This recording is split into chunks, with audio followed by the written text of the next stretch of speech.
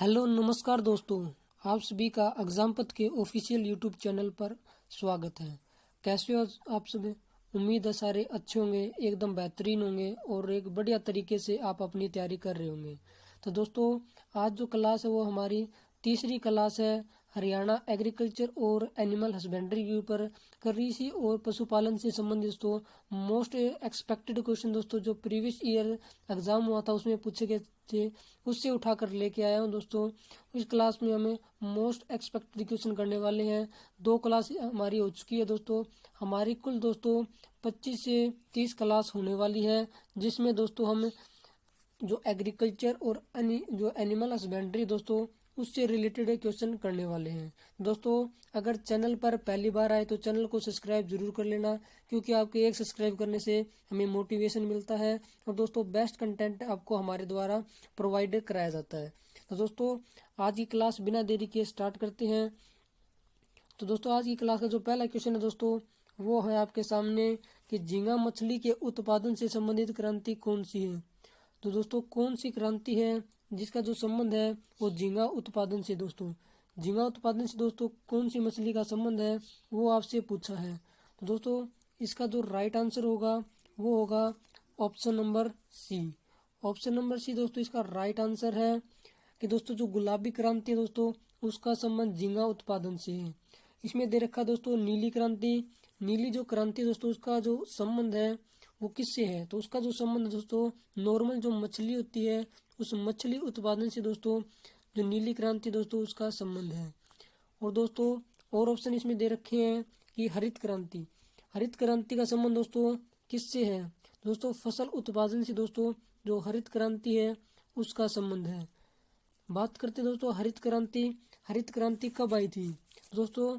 सबसे पहली जो हरित क्रांति आई थी भारत में वो 1967 से 1969 के बीच में आई थी दोस्तों। 1967 से 1969 के बीच में पहली हरित क्रांति आई थी दोस्तों। और किसके द्वारा लेकर आई गई थी, तो इसके जो भारत में इसके जो पिता है दोस्तों वो कौन है? स्वामीनाथन। स्वामीनाथन दोस्तों, जिनके द्वारा दोस्तों हरित क्रांति को शुरू किया गया था। ठीक है दोस्तों, स्वामीनाथन जो है वो हरित क्रांति से जुड़े प्रमुख व्यक्ति है जिनके द्वारा जो है हरित क्रांति शुरू की गई थी। सेकंड जो हरित क्रांति आई थी दोस्तों वो कब आई थी, तो सेकंड जो आई थी दोस्तों वो आई थी 1980 से लेकर 84 के बीच में। ठीक है दोस्तों, जो थर्ड जो आई थी वो कब आई थी, वो आई थी सन 2000 में। सन 2000 में दोस्तों तीसरी जो हरित क्रांति आई थी वो कब आई थी? तीसरी जो आई थी दोस्तों सन 2000 के अंदर आई थी। और दोस्तों जो बादामी क्रांति दोस्तों इसका संबंध किससे है? जो बादामी क्रांति दोस्तों इसका जो संबंध है दोस्तों वो है मसाला उत्पादन से। जो मसाला होता है दोस्तों उस मसाला उत्पादन से जो बादामी क्रांति है दोस्तों उसका संबंध है दोस्तों। और जो मसाला उत्पादन के मामले में सबसे ज़्यादा जो उत्पादन करने वाला राज्य है वो कौन सा है, तो दोस्तों सबसे ज़्यादा जो मसाला उत्पादन करता है वो है भारत का केरल राज्य। केरल स्टेट है दोस्तों सबसे ज़्यादा जो उत्पादन करता है वो केरल राज्य करता है। बात आई दोस्तों मसाले की, सबसे ज़्यादा मतलब कि मसालों का राजा किसे कहा जाता है?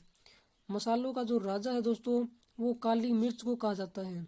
राजा दोस्तों जो काली मिर्च होती है उस काली मिर्च को दोस्तों मसालों का राजा कहा जाता है। अगर बात करें दोस्तों मसालों की रानी किसे कहा जाता है, जो मसालों की रानी कहा जाता है वो कहा जाता है दोस्तों इलायची। इलायची दोस्तों जिसे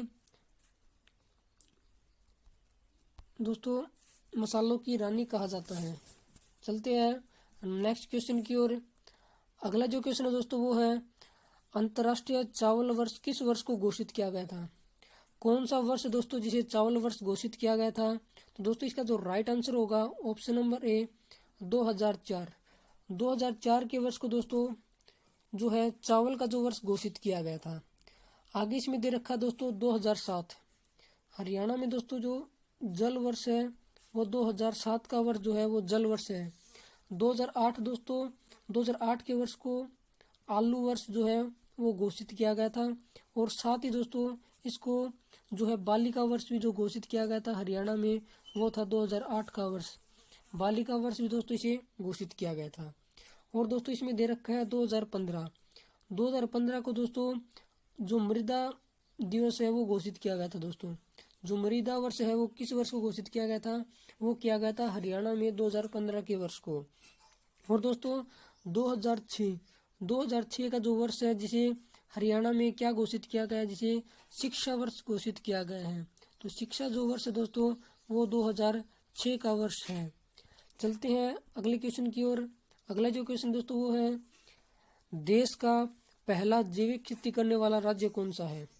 तो दोस्तों जैविक खेती करने वाला पहला राज्य कौन सा है वो आपसे पूछा है। तो दोस्तों इसका जो राइट आंसर होगा वो क्या होगा?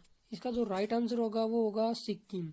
सिक्किम दोस्तों पहला राज्य है जिसे जैविक खेती करने वाला राज्य की संज्ञा दी गई है। और दोस्तों इसको जैविक राज्य कब घोषित किया गया था ये आपसे पूछ सकता है। तो दोस्तों इसको जो जैविक राज्य घोषित किया गया था वो सन 2016 के अंदर दोस्तों इसे जैविक राज्य घोषित किया गया था। बात करते हैं दोस्तों जो जैविक जो वर्ड होता है दोस्तों, जैविक जो खेती करने का सिद्धांत जो दिया था वो सिद्धांत किसके द्वारा दिया गया था? सिद्धांत किसने दिया था? तो दोस्तों सिद्धांत जो दिया था वो दिया गया था अल्बर्ट हवार्ड द्वारा। अल्बर्ट हवार्ड थे दोस्तों, उनके द्वारा दोस्तों जो जैविक खेती करने का जो सिद्धांत दिया गया था अल्बर्ट हवार्ड के द्वारा दिया गया था। और दोस्तों कब दिया गया था? तो दोस्तों 1930 में जैविक हवार्ड द्वारा जैविक खेती करने का सिद्धांत दिया गया था। देखते दोस्तों अगला क्वेश्चन क्या पूछ रहा है। इसमें पूछा दोस्तों यूरिया का रासायनिक नाम क्या है? दोस्तों यूरिया का रासायनिक नाम क्या है? तो इसका जो राइट आंसर है वो है कार्बामाइड।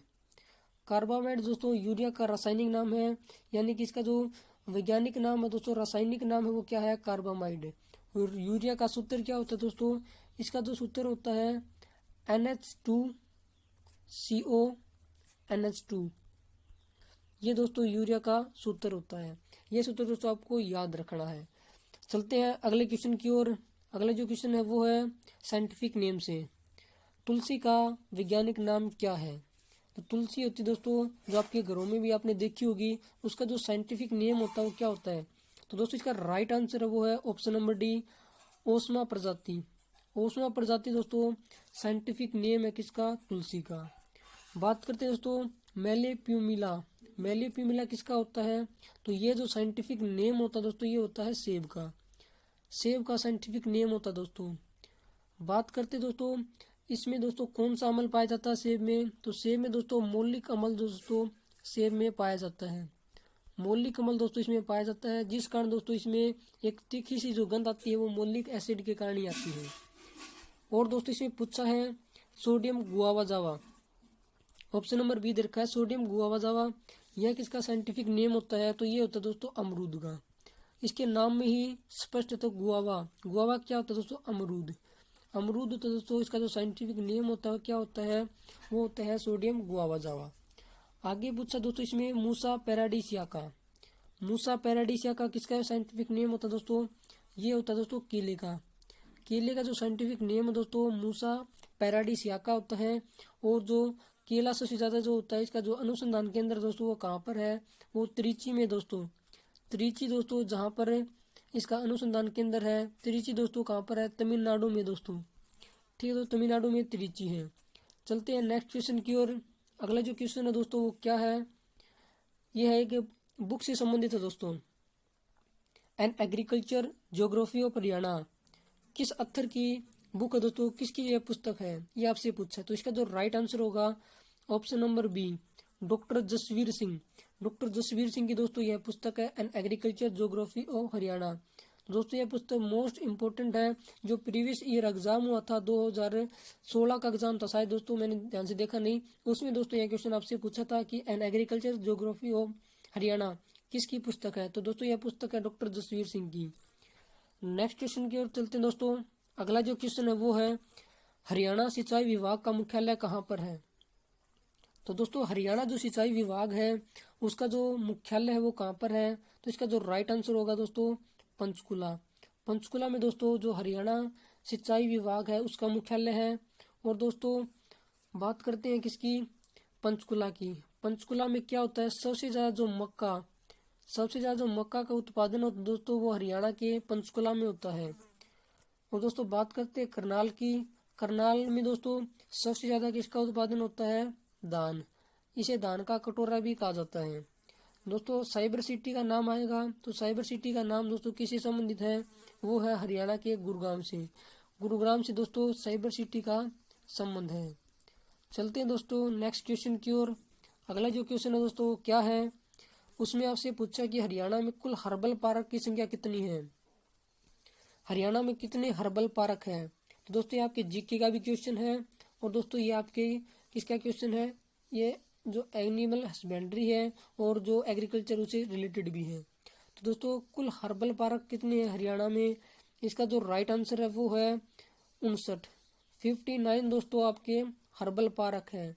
बात करते हैं दोस्तों सबसे ज्यादा जो हर्बल पार्क है वो किस जिले के पास है। सबसे ज्यादा जो हर्बल पार्क वो हरियाणा में फर्स्ट स्थान पर जो आता है दोस्तों वो हरियाणा का रेवाड़ी, पित्तल नगरी दोस्तों रेवाड़ी, जहां पर सबसे ज्यादा हर्बल पार्क है वो है दोस्तों 15। अगर बात करें दोस्तों सेकंड नंबर पर कौन आता है, सेकंड नंबर पर आता है दोस्तों हरियाणा का महेंद्रगढ़। जो महेंद्रगढ़ है दोस्तों वो सेकंड नंबर पर आता है। टोटल इसके पास दोस्तों 11 दोस्तों हर्बल पार्क है। ये दोस्तों आपको याद रखना कि सबसे ज्यादा हर्बल पार्क किसके पास है, रेवाड़ी के पास है। और सेकंड स्थान पर दोस्तों हरियाणा का महेंद्रगढ़ है दोस्तों, जिसके पास 11 हर्बल पार्क है। नेक्स्ट क्वेश्चन की ओर बात करते हैं दोस्तों। अगले क्वेश्चन में आपसे क्या पूछा है, इसमें पूछा दोस्तों पशु प्लेग रोग किसके द्वारा फैलता है। पशुओं में दोस्तों एक प्लेग रोग हो जाता है, वो किसके द्वारा फैलता है। तो इसका राइट जो आंसर होगा वो होता है दोस्तों वायरस। वायरस के द्वारा दोस्तों पशुओं में प्लेग रोग जो है वो फैलता है। चलते हैं दोस्तों नेक्स्ट क्वेश्चन की ओर। उससे पहले दोस्तों इसमें बता दूं कि जो वायरस है उसके द्वारा दोस्तों पशुओं में चीचड़ी जो बुखार होता है वो भी किसके द्वारा होता है, वायरस के द्वारा।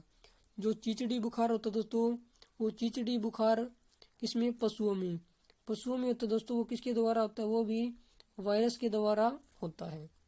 चलते हैं दोस्तों नेक्स्ट क्वेश्चन की ओर। आज का जो हमारा लास्ट क्वेश्चन है वो है national dairy research institute NDRI कहाँ पर स्थित है, इसका जो हेडक्वार्टर दोस्तों वो कहाँ पर है। तो इसका जो राइट आंसर होगा वो होगा option number A, Karnal. Karnal में दोस्तों NDRI का जो हेडक्वार्टर है, इसका जो मुख्यालय है वो करनाल में है, जिसे दोस्तों नेशनल डेयरी रिसर्च इंस्टीट्यूट के नाम से जाना जाता है। बात करते हैं दोस्तों हिसार की। हिसार में दोस्तों भैंस अनुसंधान केंद्र और दोस्तों आसो अनुसंधान केंद्र यानी कि घोड़ा अनुसंधान केंद्र और साथ ही दोस्तों भेड़ प्रजनन केंद्र, जो भेड़ प्रजनन केंद्र दोस्तों वो भी हरियाणा के हिसार में स्थित है। सर्वाधिक भैंस दोस्तों हरियाणा के हिसार में पाई जाती है दोस्तों, सबसे ज्यादा हरियाणा के हिसार में पाई जाती है। तो दोस्तों ये थी आज की क्लास कैसी लगी कमेंट बॉक्स में जरूर बता देना। अगर दोस्तों क्लास पसंद आई तो क्लास को लाइक जरूर कर देना। और दोस्तों आपको जो क्लास की जो PDF मिलेगी वो आपको हमारे टेलीग्राम चैनल पर मिल जाएगी, जिसका जो लिंक आपको वीडियो के जो डिस्क्रिप्शन बॉक्स होता है दोस्तों वहाँ पर भी देखने को मिल जाएगा। या फिर आप टेलीग्राम पर सर्च कर सकते हो एग्जामपथ के नाम से दोस्तों। जो हमारा चैनल का लोगो है दोस्तों उसी चैनल के लोगो के नाम से दोस्तों हमारा एक टेलीग्राम चैनल भी है। तो वहाँ पर दोस्तों आपको जितनी भी क्लासें होगी सभी की जो PDF है आपको वहीं पर प्राप्त हो जाएगी। तो दोस्तों वीडियो को लाइक करना, चैनल को सब्सक्राइब कर लेना। जय हिंद, जय भारत, जय माँ सरस्वती।